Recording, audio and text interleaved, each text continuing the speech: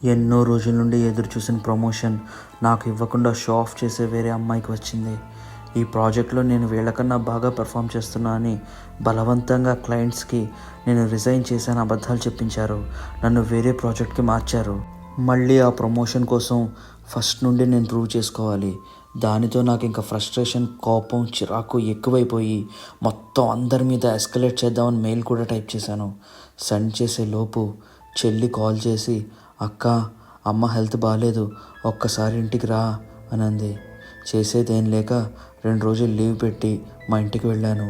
వెళ్ళేసరికి అమ్మకి హై ఫీవర్తో మంచం మీద పడుకుని ఉంది.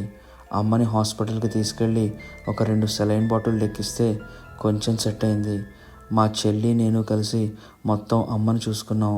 అమ్మకి కొంచెం సెట్ అయ్యాక నా గురించి అడిగింది. ఎలా ఉంటున్నావు అమ్మా? జాబ్ అంతా బాగానే ఉందా?